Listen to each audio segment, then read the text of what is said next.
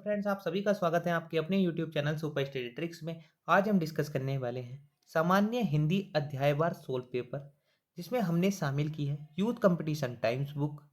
इससे पहले की वीडियो में हम चैप्टर 1 डिस्कस कर चुके हैं, जिसमें हमने शामिल किए थे वर्ण और वर्णमाला के बारे में। आज हम शुरू करने वाले हैं हमारा चैप्टर विराम चिन्ह।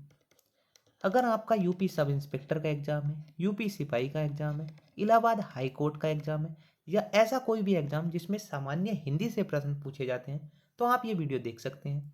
टीजीटी, पीजीटी, बीएड, डाइट प्रवक्ता, UP TET, UP triple SC वाले इस वीडियो को देख सकते हैं। तो आइए शुरू करते हैं हमारी आज की वीडियो। आज हम शुरू करने वाले हैं चैप्टर नंबर 2। इससे पहले के पार्ट में हम ध्वनि एवं हिंदी वर्णमाला में वर्णक्रम डिस्कस कर चुके हैं। आज हम शुरू करेंगे विराम चिन्ह। तो आइए शुरू करते हैं आज की वीडियो।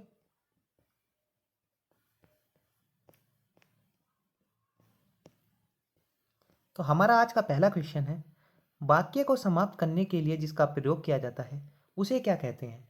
तो वाक्य की समाप्ति पर जिसका प्रयोग किया जाता है उसको क्या बोलेंगे हम? पूर्ण विराम। तो गाइस इसका राइट आंसर हो जाएगा ऑप्शन नंबर बी, पूर्ण विराम। नेक्स्ट क्वेश्चन देखते हैं। हिंदी में पूर्ण विराम का चिन्ह है, तो हिंदी में पूर्ण विराम का कौन सा चिन्ह हो जाएगा? Option number C. Question number 3, निम्नलिखित चिन्हों में से पूर्ण विराम को पहचानिए। तो आपको पहचानना है कि निम्न में से कौन सा पूर्ण विराम है। तो रिपीटेड क्वेश्चन है, तो इसका आंसर हो जाएगा ऑप्शन नंबर ए। मुझे बाहर जाना है, रेखांकित चिन्ह को पहचानिए। तो यह किस तरह का चिन्ह हो जाएगा? पूर्ण विराम। क्वेश्चन नंबर 5 देखते हैं।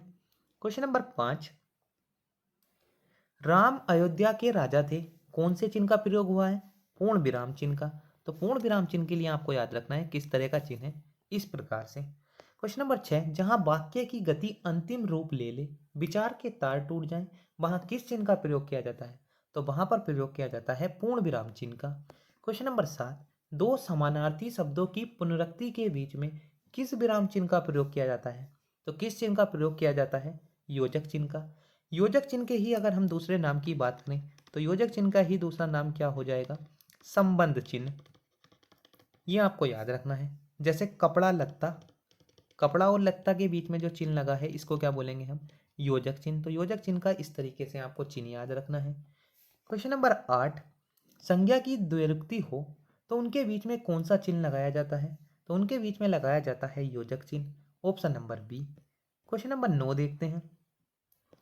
निम्न में से योजक चिन्ह कौन सा है? तो योजक चिन्ह निम्न में से कौन सा हो जाएगा? ऑप्शन नंबर सी।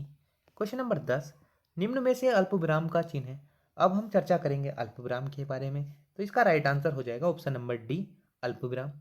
अल्पविराम चिन्ह का प्रयोग कब किया जाता है?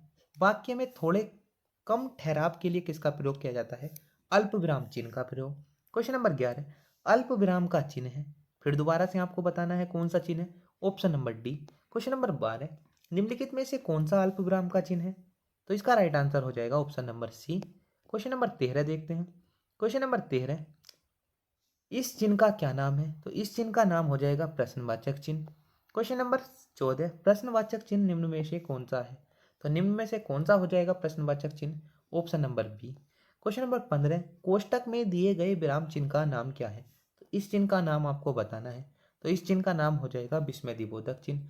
विस्मयदिबोधक चिन्ह का प्रयोग किया कब जाता है? इसका प्रयोग विषाद, विस्मय, हर्ष, घृणा, आश्चर्य, करुणा या भय को दर्शाने में प्रयोग इसका किया जाता है, विस्मयदिबोधक चिन्ह का।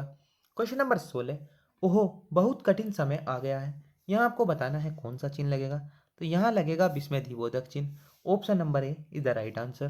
क्वेश्चन नंबर 17, अरे वाह आपका आगमन तो आकस्मिक है, तो यहाँ किसका प्रयोग होगा अरे वाह के बाद? विस्मयदिबोधक चिन्ह। तो हर्ष विषाद जैसी स्थिति में किसका प्रयोग होगा? विस्मयदिबोधक चिन्ह का। क्वेश्चन नंबर 18, मनोविकार सूचक शब्दों, वाक्यांशों तथा वाक्य के अंत में किस चिन्ह का प्रयोग किया जाता है? तो इसका राइट आंसर हो जाएगा ऑप्शन नंबर ए, विस्मयदिबोधक चिन्ह का। हर्ष विषाद जैसी स्थिति में किसका प्रयोग होगा? विस्मयदिबोधक चिन्ह का। क्वेश्चन नंबर 19, हे भगवान मेरी रक्षा करो, तो यहाँ पर किसका प्रयोग होगा? एक बार फिर से विस्मयदिबोधक चिन्ह का। Option number A is the right answer. Question number 20, किसी पद, उपवाक्य आदि की विशेषता दिखाने के लिए शब्द के नीचे एक रेखा खींचते हैं, उसे क्या कहते हैं? तो शब्द के नीचे जो रेखा खींची जाती है उसको बोला जाता है अधोरेखा चिन्ह। UP triple S C video में सेकंड शिफ्ट में पूछा हुआ क्वेश्चन है, इस क्वेश्चन को आप इंपॉर्टेंट मार्क कीजिएगा। नेक्स्ट क्वेश्चन देखते हैं। क्वेश्चन नंबर 21, निम्नलिखित में से निर्देशक चिन्ह कौन सा है? तो निर्देशक चिन्ह निम्न में से कौन सा हो जाएगा? ऑप्शन नंबर डी, डैश वाला। इस चिन्ह को क्या बोलेंगे हम? निर्देशक चिन्ह।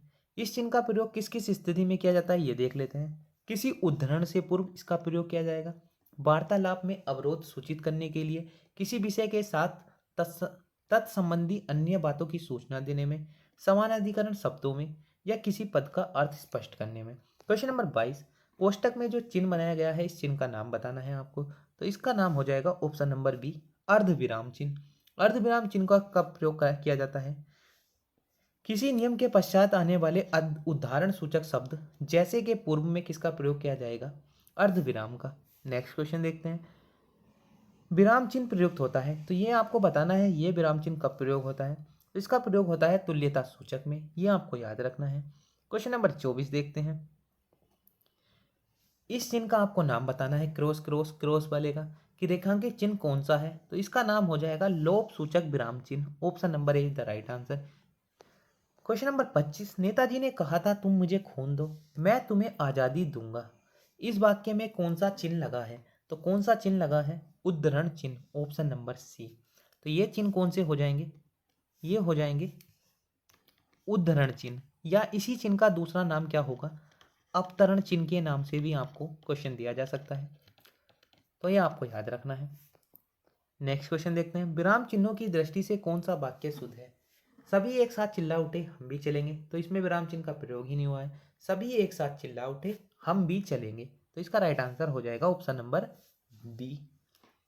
नेक्स्ट क्वेश्चन देखते हैं। किस वाक्य में विराम चिन्ह का प्रयोग नहीं है? तो इसमें आपको बताना है कि किसमें प्रयोग नहीं है, किसमें उचित प्रयोग नहीं है। तो इसका राइट आंसर हो जाएगा ऑप्शन नंबर डी, प्रिय महाशय मैं आपका आभारी हूँ। तो ये किस तरीके से होना चाहिए? प्रिय महाशय मैं आपका आभारी हूँ। इसमें प्रिय महाशय के बाद क्या लगना चाहिए? विस्मयदिबोधक चिन्ह का प्रयोग होना चाहिए। नेक्स्ट क्वेश्चन देखते हैं।